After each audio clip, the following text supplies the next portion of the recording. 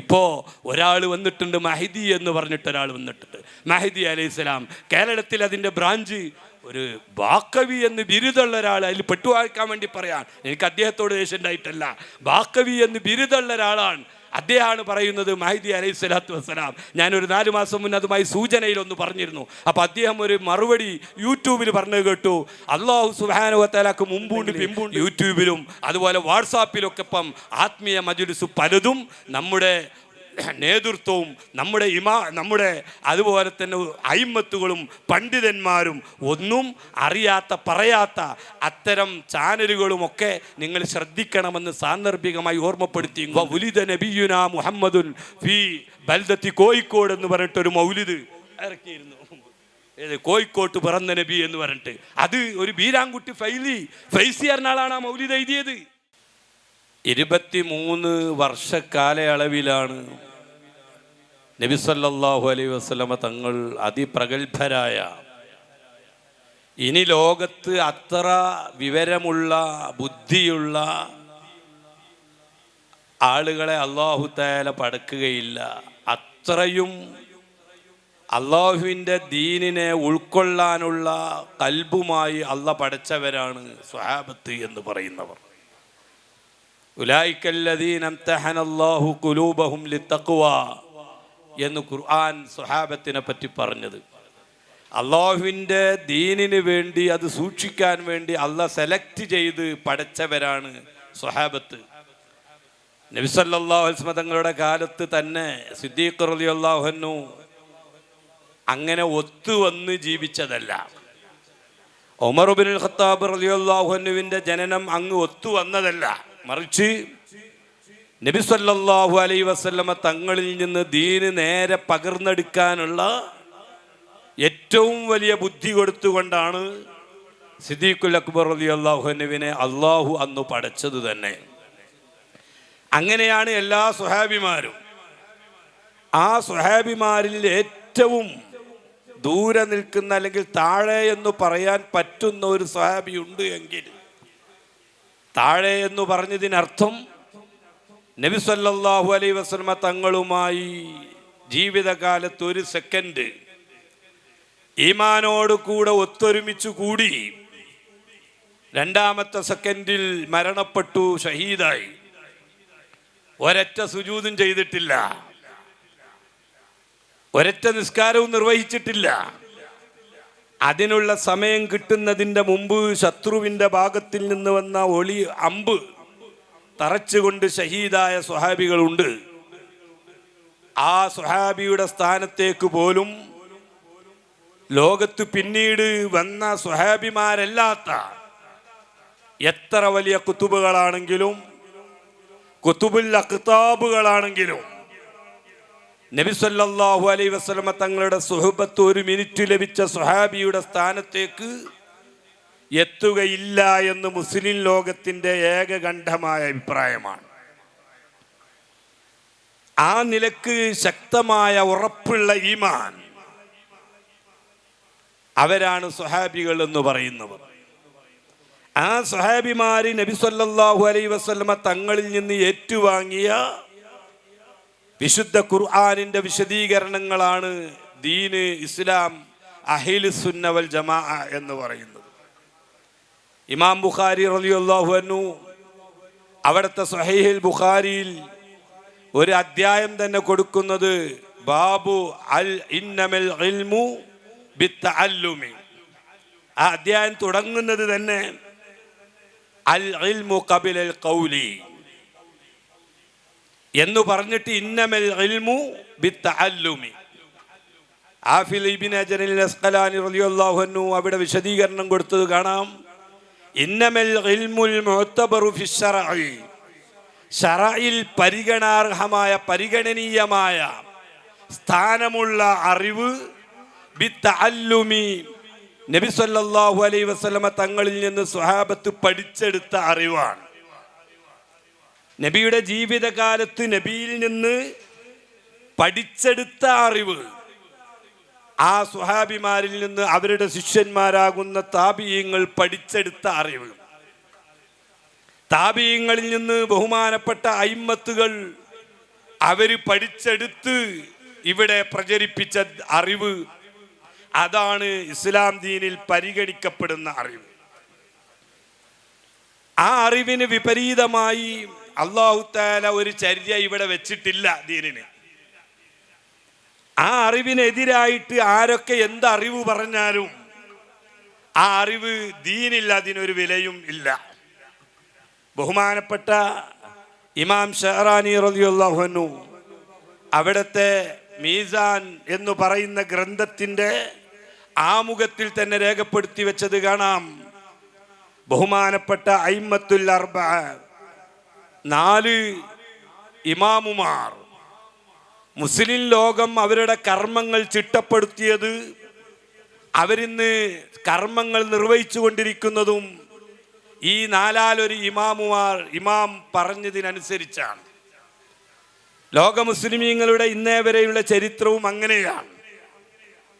ആ 4 ഇമാമുമാർ പറഞ്ഞു വെച്ച ആശയത്തിന് എതിര് ആരെ തൊട്ട് ഉദ്ധരിക്കപ്പെട്ടതാണെങ്കിലും മുസ്ലിം ലോകത്ത് അതിനൊരു പരിഗണനയും ഇല്ല എന്നുള്ളത് അയിമ്മത്തുകളുടെ ഏകകണ്ഠമായ അഭിപ്രായമാണ്.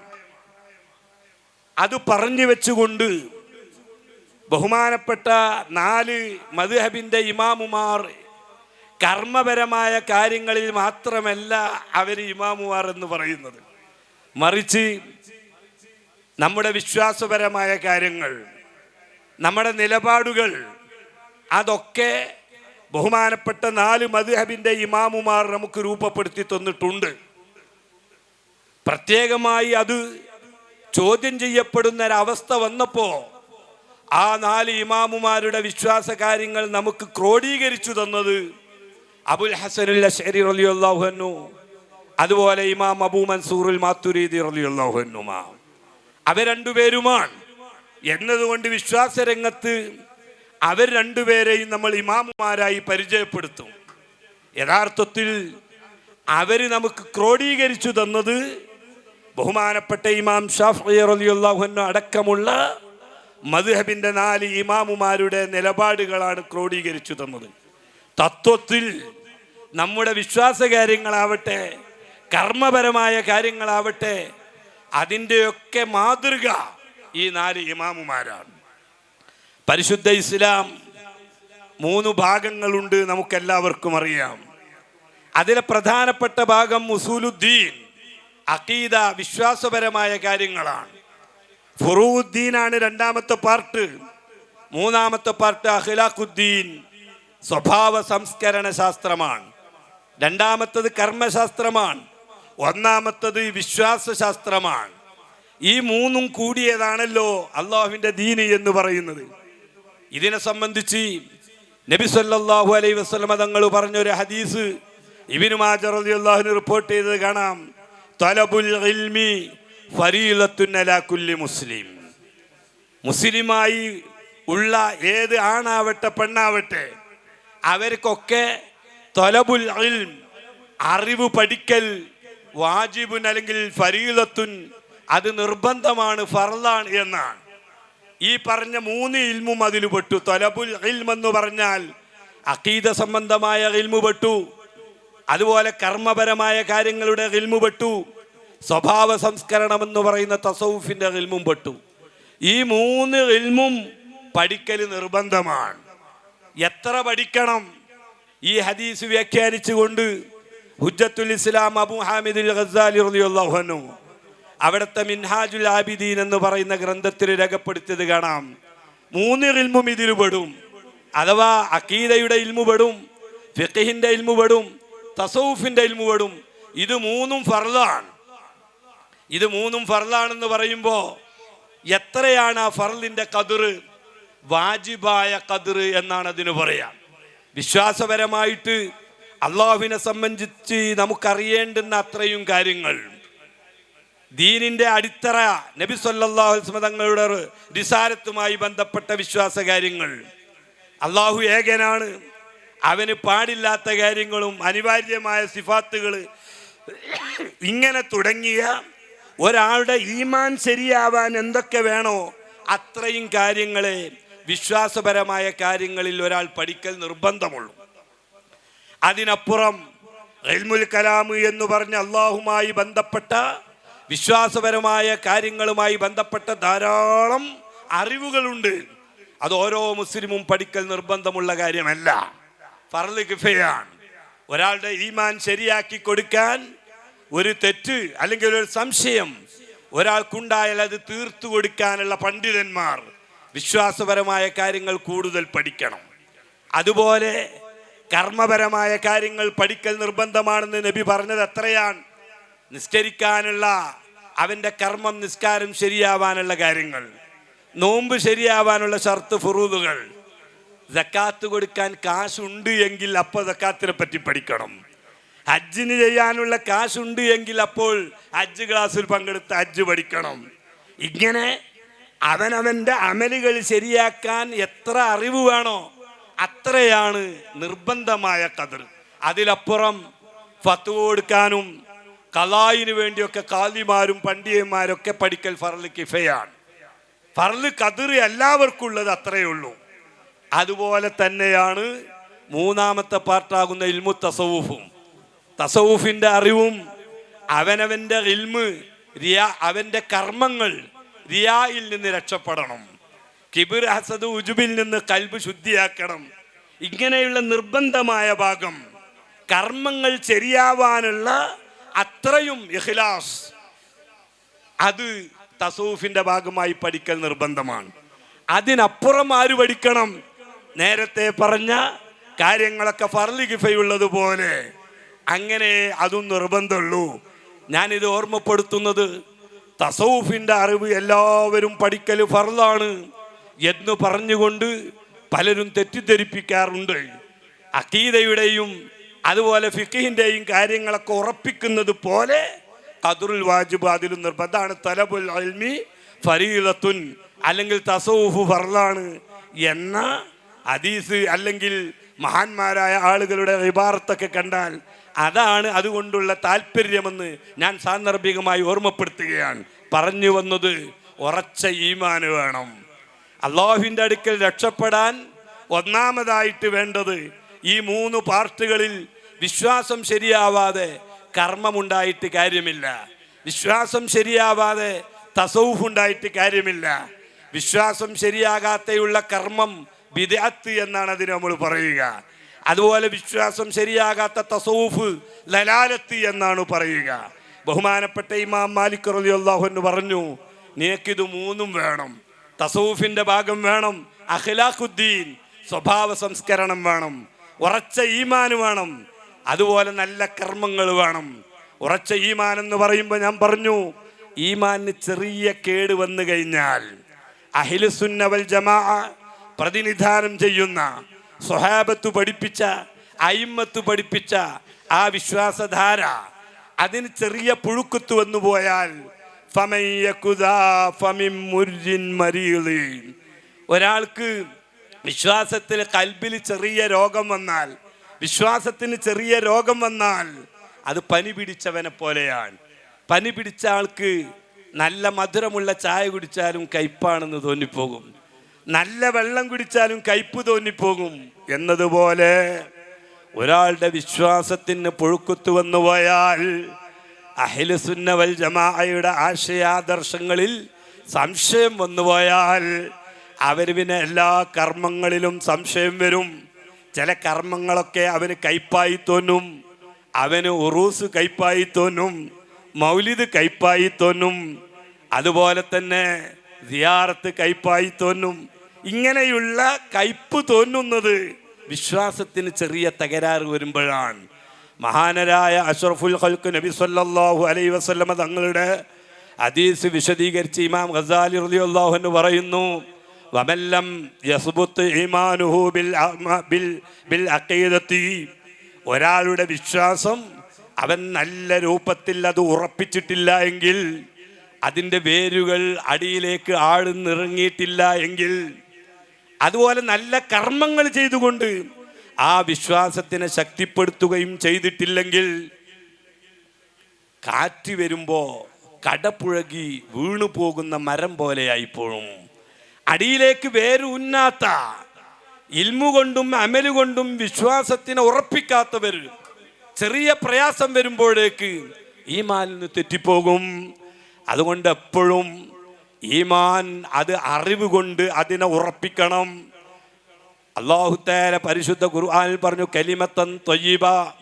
അല്ലാഹു ഉദാഹരണം പറഞ്ഞത് കശജറത്തിൻ ത്വയ്യിബ, അത് നല്ല ഉറച്ച മരം പോലെയാണ്. അസ്ലുഹാ സാബിത്തുൻ വഫറുഹാ ഫിസ്സമാ. നല്ല ഉറച്ച ഈമാൻ ഉള്ളവരുടെ ഉദാഹരണം അടിയിലേക്ക് വേര് ഊന്നി ഇറങ്ങിയ നല്ല തടിച്ച മരം പോലെയാണ്. ഫറുഹാ ഫിസ്സമാ, അതിൻ്റെ ചില്ലകളൊക്കെ ആകാശത്ത് ഉയർന്ന സ്ഥലത്ത് അതിങ്ങനെ ചില്ലകളൊക്കെ ഇങ്ങനെ പരത്തി നിൽക്കുന്നുണ്ട്. ആ ചില്ല കൊണ്ട് പലർക്കും ഉപകാരം കിട്ടും. തൂത്തി ഉക്കലഹ കുല്ലഹീനിൻ ബിഇദ്നി റബ്ബിഹാ. അല്ലാഹുവിൻ്റെ പ്രത്യേകമായ ഇനായത്ത് അവർക്കുണ്ടാകും. അവരുടെ ഫലങ്ങൾ അത് കാലങ്ങൾ മുറിയാതെ അനവരതം ലോകത്തിന് അവരുടെ ഫലങ്ങൾ കൊടുത്തുകൊണ്ടിരിക്കും. ഈ ആയത്ത് വിശദീകരിച്ചുകൊണ്ട് മഹാന്മാർ പറയുന്നുണ്ട്. ഇതിൻ്റെ ഉദാഹരണമാണ് ഇമാമുന ഷാഫി റളിയല്ലാഹു അൻഹു വലിയ മരമാണ്. ഇമാം അബൂ ഹനീഫ റളിയല്ലാഹു അൻഹു വലിയ മരമാണ്. ആഴത്തിൽ ഈമാൻ ഉറച്ച് ഇൽമു കൊണ്ട് ഈമാൻ ഉറപ്പിച്ച വലിയ മരങ്ങളാണ് അയിമ്മത്തുൽ അർബഅ. അവര് തൂത്തിയുക്കലഹ കുല്ലഹീനിൻ ബിഇദ്നി റബ്ബിഹാ. അല്ലാഹുവിൻ്റെ പ്രത്യേകമായ ഇനായത്ത് അവർക്കുണ്ട്. അല്ല ഇൽമു അവരുടെ കൽബിൽ ഇങ്ങനെ പടച്ചു കൊടുക്കും. അയിമ്മത്തുകളെ പറ്റി ഷഹറാനി ഇമാമു പറഞ്ഞത് കാണാം. മാ ദവ്വന, അവർ ഒരു മസ്അലയും ഇവിടെ ക്രോഡീകരിച്ചിട്ടില്ല. ഇല്ലാ വതലഖാഹാ മിനൻ നബിയ്യി സ്വല്ലല്ലാഹു അലൈഹി വസല്ലം.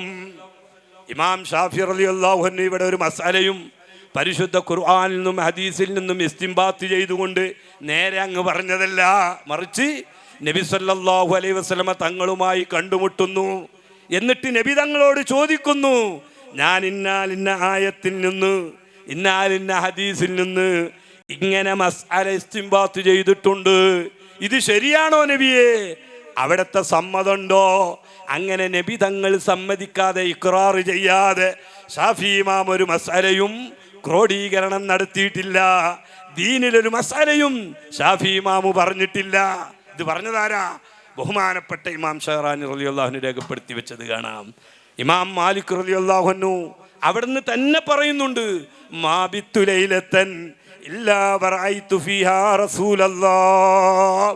ഞാൻ ഒരൊറ്റ രാത്രിയും നബി സല്ലല്ലാഹു അലൈഹി വസല്ലം തങ്ങളെ കാണാതെ ഞാൻ ഒരൊറ്റ രാത്രിയും ഉറങ്ങിയിട്ടില്ല. നബി തങ്ങളെങ്ങനെ കണ്ട് റൂഹിയായ തലക്കി, അതുപോലെ തന്നെ യഖ്ദത്തിലുള്ള ഒരുമിച്ച് കൂടൽ, 4 ഇമാമുമാരും അങ്ങനെ ഒരുമിച്ച് കൂടി.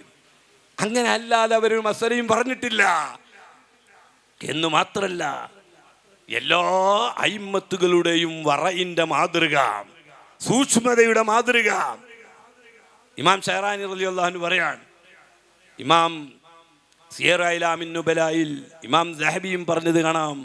ബഹുമാനപ്പെട്ട ഇമാം അബൂ ഹനീഫ റളിയല്ലാഹു അൻഹു, ആ അബൂ ഹനീഫ ഇമാം റളിയല്ലാഹു അൻഹു ആളുകൾ ഒളു ചെയ്യുമ്പോൾ നമ്മൾ മുഖം കഴുകുമ്പം കണ്ണുകൊണ്ട് ചെയ്ത തെറ്റുകൾ മുഖം കഴുകുമ്പോൾ ഒലുടുക്കുമ്പോൾ മുഖം കഴുകുമ്പം ആ വെള്ളത്തുള്ളിയിലൂടെ ഒലിച്ചു പോകുമെന്ന് നബി സല്ലല്ലാഹു അലൈഹി വസല്ലം തങ്ങൾ പറഞ്ഞ സഹിയായ ഹദീസ് കാണാം. കൈ കഴുകുമ്പോൾ കൈ കൊണ്ട് ചെയ്ത ചെറുദോഷങ്ങൾ ആ വെള്ളത്തിലൂടെ ഇങ്ങനെ ഒലിച്ചു പോകുമെന്ന് നബി സല്ലല്ലാഹു അലൈഹി വസല്ലം തങ്ങൾ പറഞ്ഞിട്ടുണ്ട്. അബൂ ഹനീഫ ഇമാം റളിയല്ലാഹു അൻഹു അതാ പള്ളിയിലേക്ക് വരുമ്പോൾ ഹൗലിൻ്റെ അവിടെ വെച്ച് ആളുകൾ ചെറുപ്പക്കാരിങ്ങനെ ഒലുവെടുക്കുന്നത് കാണുകയാണ്.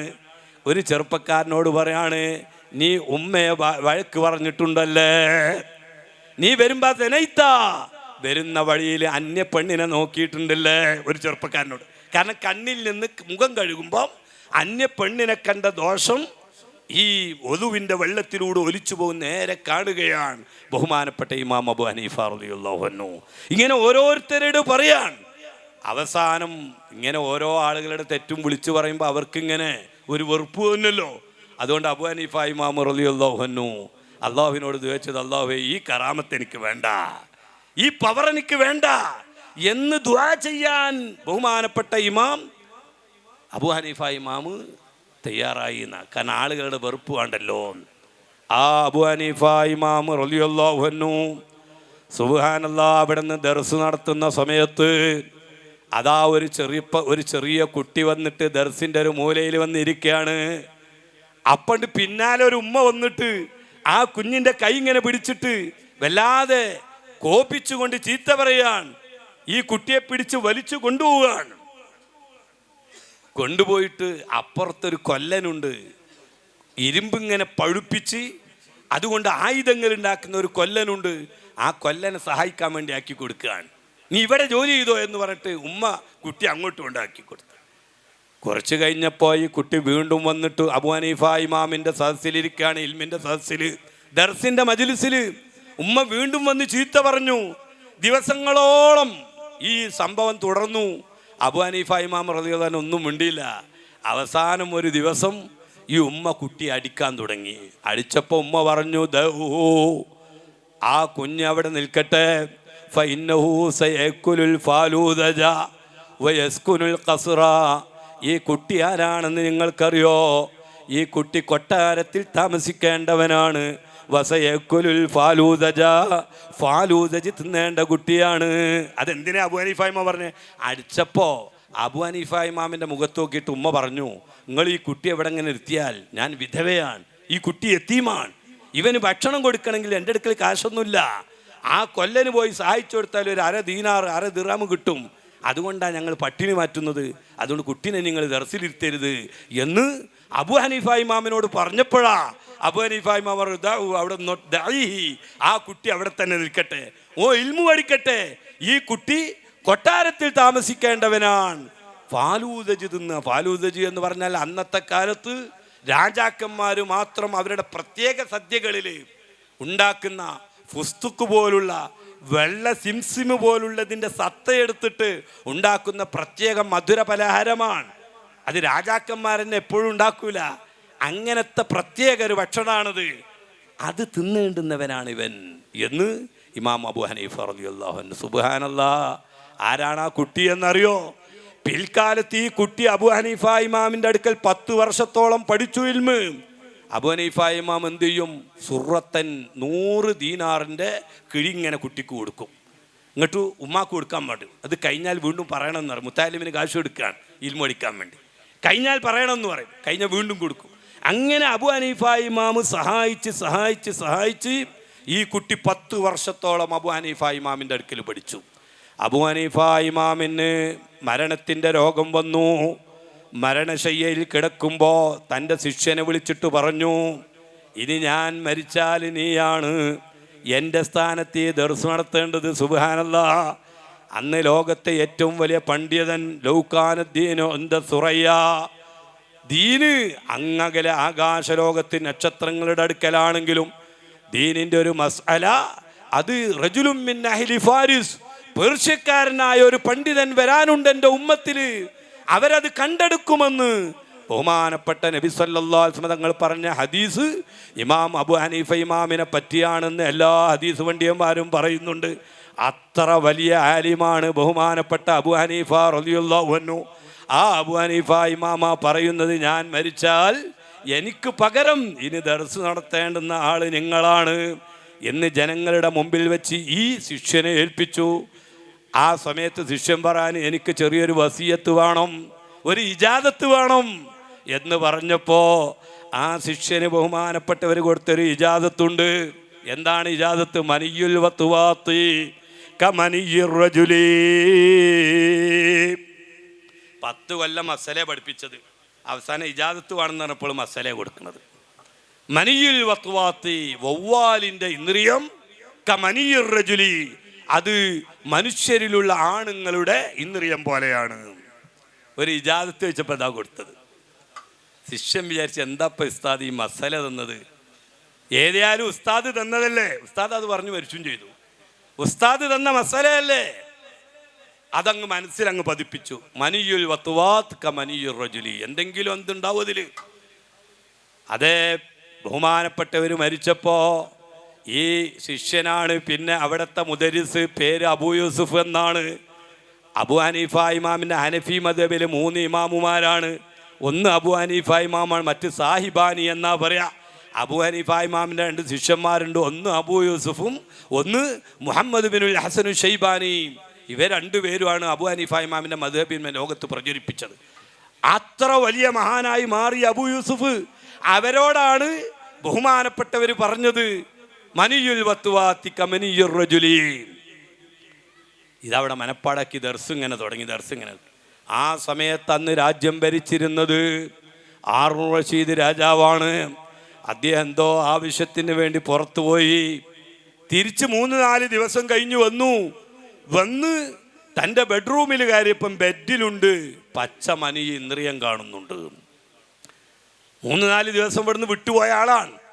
വന്ന് നോക്കുമ്പോൾ ബെഡ്റൂമിൽ ബെഡിൽ മനിയുണ്ട്. രാജാവ് ആശങ്കയിലായി. ഭാര്യ ആരാ?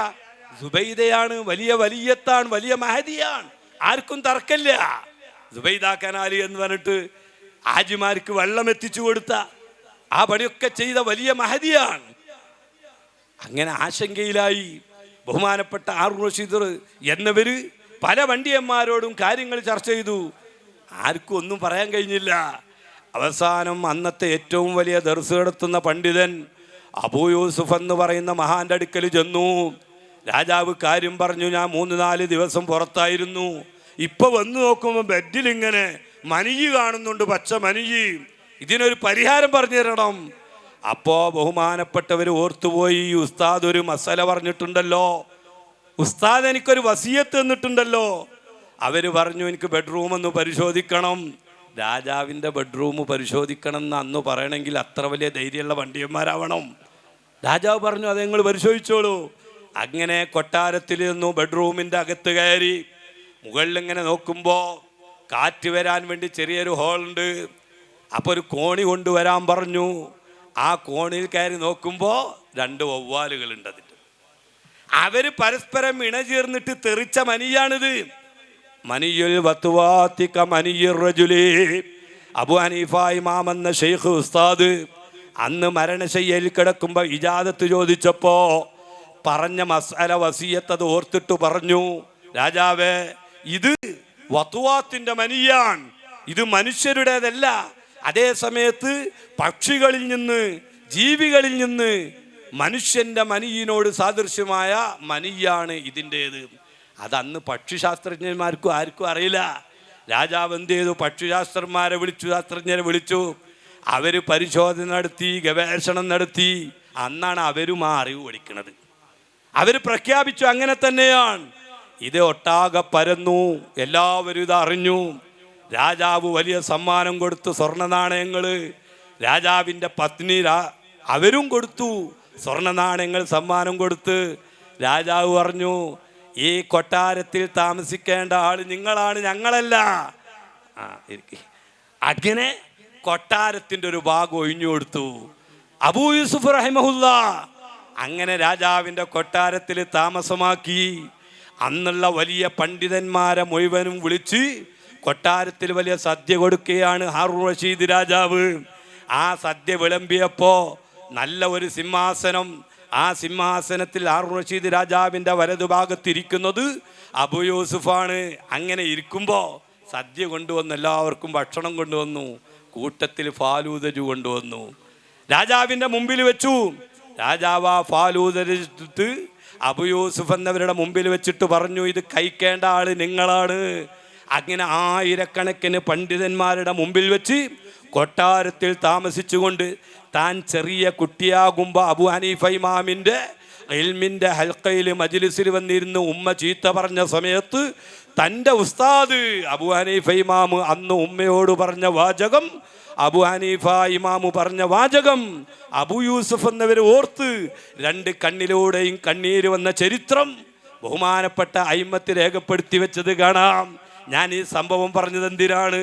നമ്മുടെ അയിമ്മത്തുകൾ എന്ന് പറയുന്നത് 4 മദ്ഹബിൻ്റെ ഇമാമുമാർ, അവരത്ര ആത്മീയമായ രംഗത്ത് കറാമത്തുള്ള മഹാന്മാർ, ഇത്ര വലിയ മഹാന്മാർ വേറെ ഇല്ല. ഷെയ്ഖ് ജീലാനി തങ്ങളുടെ ഷെയ്ഖിൻ്റെ ഷെയ്ഖ് ദാവൂദ് ത്വായി റളിയല്ലാഹു അൻഹുവിൻ്റെ ഷെയ്ഖ് ഇമാം അബൂ ഹനീഫ റളിയല്ലാഹു അൻഹു ആണ്. അങ്ങനെ എല്ലാ കുത്തുബുകളുടെയും ഷെയ്ഖുമാരാണ് അയിമ്മത്തുൽ അർബഅ. അവരത്ര വറ ഉള്ളവര്, അവരത്ര സൂക്ഷ്മതയുള്ളവര്, അവരെപ്പോലെ ഇതുപോലെ കറാമത്ത് പറഞ്ഞവര് ലോകത്ത് പറയില്ല. അതുകൊണ്ട് ഞാൻ നീട്ടി പറയുന്നില്ല. ഞാൻ പറഞ്ഞു വന്നത് ആ അയിമ്മത്തുകൾ ഇവിടെ പഠിപ്പിച്ചു തന്ന മസ്അലകള് അത് ശരീഅത്താണ്.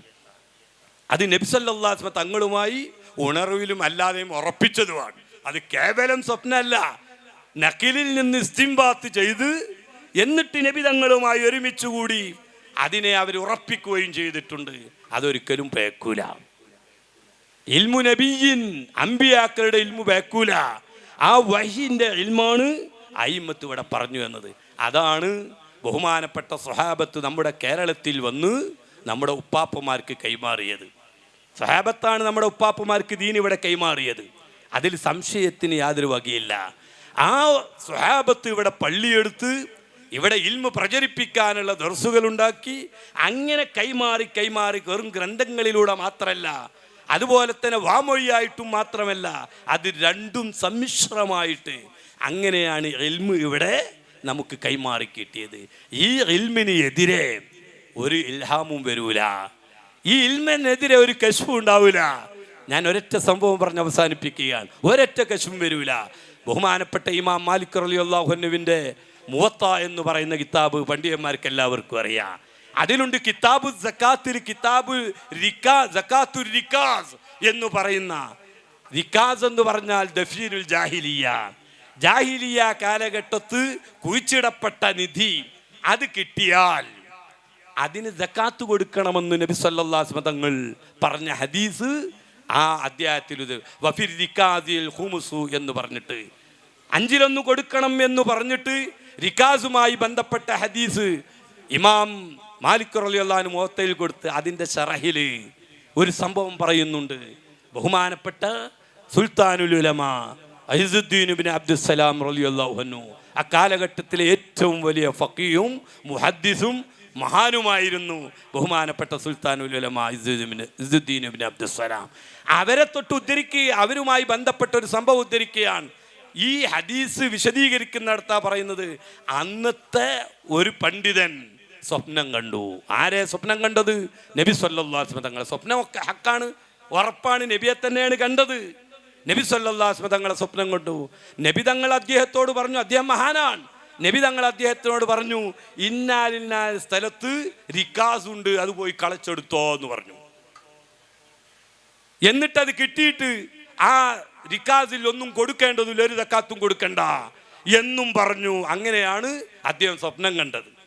അങ്ങനെ അദ്ദേഹം ഈ സ്വപ്നത്തിൻ്റെ അടിസ്ഥാനത്തിൽ പറഞ്ഞ സ്ഥലം പോയിട്ട് കളച്ചപ്പോൾ നിധി കിട്ടുകയും ചെയ്തു. നബി സല്ലല്ലാഹു അലൈഹി വസല്ലം തങ്ങൾ പറഞ്ഞതുപോലെ സംഗതി കിട്ടി. എന്നാൽ കൂട്ടത്തിൽ എന്തുകൂടി പറഞ്ഞിട്ടുണ്ട്? സക്കാത്ത് കൊടുക്കേണ്ട അതിൽ എന്നും കൂടി പറഞ്ഞിട്ടുണ്ടല്ലോ. അദ്ദേഹത്തിന് സംശയമായി. കാരണം അയിമ്മത്തുകളൊക്കെ റിക്കാസിൽ സക്കാത്ത് ഉണ്ട് എന്നാണല്ലോ ശരീഅത്തിന്റെ നിയമം. നബി സല്ലല്ലാഹു അലൈഹി വസല്ലം തങ്ങൾ എന്നോട് നേരിട്ട് സ്വപ്നത്തിൽ വന്ന് പറഞ്ഞതാണല്ലോ, ഇന്ന സ്ഥലത്ത് നിധിയുണ്ട്, അത് എടുത്തോ, റിക്കാസാണത്, അതിന് നീ എന്ത് ചെയ്യേണ്ട, സക്കാത്ത് കൊടുക്കണ്ട എന്നും പറഞ്ഞിട്ടുണ്ടല്ലോ. പറഞ്ഞതുപോലെ അത് കിട്ടും ചെയ്തല്ലോ. അങ്ങനെ ആലിമീങ്ങളോട് പലരോടും മസല ചോദിച്ചു. ചിലർ പറഞ്ഞു, അങ്ങനെ നിങ്ങൾ സ്വപ്നം കണ്ടത് സത്യമാണല്ലോ, ഇത് കിട്ടും ചെയ്തല്ലോ, അതുകൊണ്ട് സക്കാത്ത് കൊടുക്കണ്ട എന്ന് ചില ആലിമീങ്ങളൊക്കെ പറഞ്ഞു. ആ വിവരം അവസാനം അവര് അന്നത്തെ ഏറ്റവും വലിയ പണ്ഡിതനായ സുൽത്താനുൽ ഉലമ ഇസ്സുദ്ദീൻ ഇബ്നു അബ്ദുസ്സലാം തങ്ങളെ അടുക്കൽ ആ വിവരമെത്തി. അവർ ചെന്ന് ചോദിച്ചു. സുൽത്താനുൽ ഉലമ ഇസ്സുദ്ദീൻ ഇബ്നു അബ്ദുസ്സലാം തങ്ങൾ പറഞ്ഞു, നിങ്ങൾ കണ്ട സ്വപ്നം യാഥാർത്ഥ്യമാണെങ്കിലും സക്കാത്ത് കൊടുക്കണം. സക്കാത്ത് കൊടുക്കണ്ട എന്ന് നിങ്ങൾ കണ്ടത് നബി സല്ലല്ലാഹു അലൈഹി വസല്ലം തങ്ങൾ ജീവിതകാലത്ത് ദീൻ ഇവിടെ സ്വഹാബത്തിന് പഠിപ്പിച്ചപ്പം ഹയാത്ത് കാലത്ത് നമുക്ക് പറഞ്ഞു പഠിപ്പിച്ചത് റിക്കാസിൽ സക്കാത്തുണ്ട് എന്നാണ്. അതിന് വിരുദ്ധമായി ഏത് സ്വപ്നമാണെങ്കിലും അത് സ്വീകാര്യമല്ല എന്ന് പറഞ്ഞുകൊണ്ട്, കാരണം ചിലപ്പോൾ ഇദ്ദേഹം കേട്ടോടുത്ത്, കാരണം കണ്ട ആള്, സ്വപ്നം കണ്ട ആള്, അയാൾ കേട്ടോടുത്ത് എന്തെങ്കിലും തകരാറ് വരാൻ സാധ്യതയുണ്ടല്ലോ എന്ന് പറഞ്ഞുകൊണ്ട് ബഹുമാനപ്പെട്ട ഇസ്സുദ്ദീൻ ഇബ്നു അബ്ദുസ്സലാം തങ്ങൾ പറഞ്ഞു, സക്കാത്ത് കൊടുത്തോളണം. ആ സ്വപ്നം പറഞ്ഞുകൊണ്ട് നബി സല്ലല്ലാഹു അലൈഹി വസല്ലം തങ്ങൾ ജീവിതകാലത്ത് പറഞ്ഞ മസലക്ക് എതിരെ ചെയ്യാൻ പറ്റില്ല.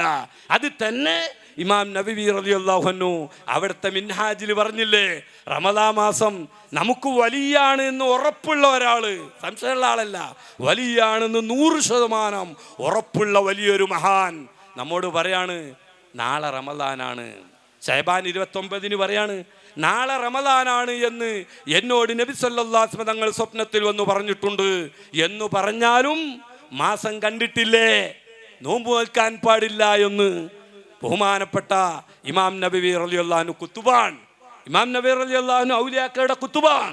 ആ നബവി റളിയല്ലാഹു അൻഹു പറയാൻ നബി സല്ലല്ലാഹു അലൈഹി വസല്ലം തങ്ങളെ സ്വപ്നം കണ്ട് അല്ലെങ്കിൽ കശ്ഫുണ്ട്, കശ്ഫിലൂടെ മഹാൻ പറയാൻ, മഹാനാണെന്ന് ഉറപ്പുള്ള പോലെ പറ്റാട്ടോ ഈ പറയുന്നത്, വലിയാണെന്ന് 100% ഉറപ്പുള്ള ആള്, കശ്ഫുണ്ട് എനിക്ക് നാളെ റമദാനാണ്, അല്ലെങ്കിൽ എൻ്റെ വിലായത്തിന്റെ കണ്ണുകൊണ്ട് ഞാൻ മാസം കാണുന്നുണ്ട് എന്ന് പറഞ്ഞാലും സാധാരണ നഗ്നനേത്രം കൊണ്ട് മാസം കണ്ടിട്ടില്ലെങ്കിൽ അവിടെ നോമ്പ് നോൽക്കേണ്ടതില്ല എന്ന് ബഹുമാനപ്പെട്ട ഇമാം നബി റളിയല്ലാഹു അൻഹു. കാരണം എന്താ?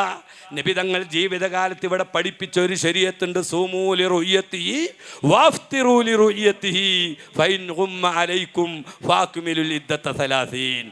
ഈ ഹദീസ് വെച്ചുകൊണ്ട് അയിമ്മത്തുകൾ എല്ലാവരും ഏകകണ്ഠേന പറഞ്ഞതാണ് ശഅബാൻ 29 അസ്തമന ശേഷം മാനത്ത് അമ്പിളി നഗ്നനേത്രം കൊണ്ട് കണ്ടാൽ നോമ്പ് നോൽക്കാം, ഇല്ല എങ്കിലോ 30 പൂർത്തിയാക്കണം.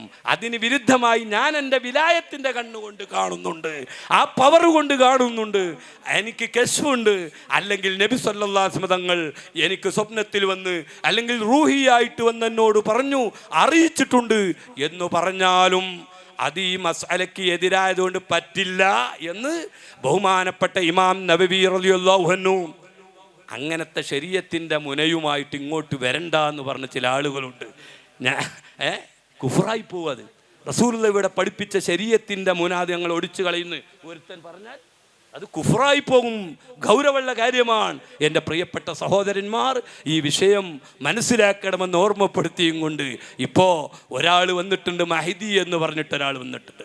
മഹദി അലൈഹിസ്സലാം കേരളത്തിൽ അതിൻ്റെ ബ്രാഞ്ച് ഒരു ബാക്കവി എന്ന് ബിരുദമുള്ള ഒരാൾ അതിൽ പെട്ടുവാക്കാൻ വേണ്ടി പറയാൻ എനിക്ക് അദ്ദേഹത്തോട് ദേഷ്യം ഉണ്ടായിട്ടല്ല, ബാക്കവി എന്ന് ബിരുദമുള്ള ഒരാളാണ്. അദ്ദേഹമാണ് പറയുന്നത് മഹദി അലൈഹി സ്വലാത്തു വസ്സലാം. ഞാനൊരു 4 മാസം മുന്നേ അതുമായി സൂചനയിലൊന്ന് പറഞ്ഞിരുന്നു. അപ്പോൾ അദ്ദേഹം ഒരു മറുപടി യൂട്യൂബിൽ പറഞ്ഞത് കേട്ടു, അല്ലാഹു സുബ്ഹാനഹു വ തആലക്ക് മുമ്പുണ്ട് പിമ്പുണ്ട്, മുമ്പിലായിരുന്നു മലക്കുകൾ, ജിന്നുകൾ ബാക്കിലായിരുന്നു, അതുകൊണ്ട് ജിന്നുകൾ അള്ളാഹിൻ്റെ മുഖം കണ്ടില്ല എന്ന് പറഞ്ഞിട്ട് അള്ളാഹ്ക്ക് ജിസ്മുണ്ട് എന്ന് പറയുന്ന ഒരു പുസ്തകം അവരെഴുതിയത് ഞാൻ വായിച്ചപ്പോൾ അദ്ദേഹത്തോട് ബുഖാരിയിൽ ഹദീസില്ലേ, ഇന്നല്ലാഹ ഖലഖ ആദമ അലാ സൂറത്തിഹി, അള്ളാഹിൻ്റെ രൂപത്തിൽ നിന്ന് അദ്ദേഹം അർത്ഥം വെക്കുന്നത്. അള്ളാഹുവിൻ്റെ രൂപത്തിൽ ആദമിനെ പഠിച്ചു അള്ളാഹുവിന് 60 മുഴാന്നും ബുഖാരിയിലില്ലേ എന്ന് ചോദിക്കാൻ മാത്രം വിവരം കെട്ടുപോയി, അതപ്പതിച്ചു പോയി ഈ സമൂഹം എന്ന് നാം മനസ്സിലാക്കണം. ആ നിലക്ക് മഹദി അലൈഹിസ്സലാം എന്ന് പറഞ്ഞിട്ട് അദ്ദേഹം ഇപ്പോൾ പരിചയപ്പെടുത്തുന്നുണ്ട്. വാട്സാപ്പ് ഗ്രൂപ്പുകളിലൂടെ സ്ത്രീകളെ അതിൽ ധാരാളം ചേർത്തുകൊണ്ടിരിക്കുന്നുണ്ട് എന്ന് പലരും എന്നോട് പറഞ്ഞ്, ആ അടിസ്ഥാനത്തിൽ സഹോദരിമാരെൻ്റെ ശബ്ദം കേൾക്കുന്നുണ്ടെങ്കിൽ യൂട്യൂബിലും അതുപോലെ വാട്സാപ്പിലൊക്കെ ഇപ്പം ആത്മീയ മജ്‌ലിസ് പലതും നമ്മുടെ നേതൃത്വവും നമ്മുടെ അതുപോലെ തന്നെ അയിമ്മത്തുകളും പണ്ഡിതന്മാരും ഒന്നും അറിയാത്ത പറയാത്ത അത്തരം ചാനലുകളുമൊക്കെ നിങ്ങൾ ശ്രദ്ധിക്കണമെന്ന് സാന്ദർഭികമായി ഓർമ്മപ്പെടുത്തിയും കൊണ്ട് വഉലിദ നബിയുനാ മുഹമ്മദുൻ ഫീ ബൽദത്തി കോഴിക്കോട് എന്ന് പറഞ്ഞിട്ടൊരു മൗലിദ് ഇറക്കിയിരുന്നു. കോഴിക്കോട്ട് പിറന്ന നബി എന്ന് പറഞ്ഞിട്ട് അത് ഒരു ബീരാൻകുട്ടി ഫൈസി എറണാളാണ് ആ മൗലിദ് എഴുതിയത്. അപ്പം ഇങ്ങനെ പല ബിരുദവും പല പേരും പറഞ്ഞിട്ട് ആര് വന്നാലും ഇവിടെ അല്ലാഹുവിൻ്റെ ദീന് സ്വഹാബത്ത് കൈമാറി തന്ന ദീനിനെതിരെ പറയുന്നതൊക്കെ അപകടമാണ് എന്ന് മനസ്സിലാക്കണമെന്ന് മാത്രം ഓർമ്മപ്പെടുത്തിയും കൊണ്ട് അല്ലാഹു സുബ്ഹാനഹു വ തആല അവൻ്റെ ദീനായി മനസ്സിലാക്കി ഉലമാഇൻ്റെ നേതൃത്വം അംഗീകരിച്ചുകൊണ്ട് അവരെ പിന്നിൽ അടിയുറച്ച് നിൽക്കാൻ അല്ലാഹു നമുക്കൊക്കെ തൗഫീക്ക് ചെയ്ത് അനുഗ്രഹിക്കുമാറാവട്ടെ. അതിൽ വലിയ മാതൃക കാണിച്ചു തന്ന ആളാണ് ബഹുമാനപ്പെട്ട തങ്ങളവർകൾ. അവരുടെ ദർജ അല്ലാഹു തആല വർദ്ധിപ്പിച്ചു കൊടുക്കുമാറാവട്ടെ. അവരുടെ മക്കൾ, കുടുംബങ്ങൾ, പേരമക്കൾ, അവരുമായി ബന്ധപ്പെട്ടവർ, ശിഷ്യന്മാർ എല്ലാവർക്കും അല്ലാഹു തആല ബറക്കത്ത് ചെയ്യട്ടെ. അവരുടെയൊക്കെ ബറക്കത്ത് അല്ലാഹു നമുക്കും നമ്മുടെ ദീനിലും ദീനി പ്രവർത്തനത്തിലുമൊക്കെ അല്ലാഹു തആല നൽകി അനുഗ്രഹിക്കുമാറാവട്ടെ എന്ന് ദുആ ചെയ്തുകൊണ്ട് ബിസ്മില്ലാഹിർ റഹ്മാനിർ റഹീം എന്ന തിരുവാക്യത്താൽ ഈ യോഗം ഉദ്ഘാടനം ചെയ്ത് അറിയിച്ചുകൊണ്ട് ആഖിറു ദഅവാന അനിൽ ഹംദുലില്ലാഹി റബ്ബിൽ ആലമീൻ. അസ്സലാമു അലൈക്കും വറഹ്മത്തുള്ളാഹി.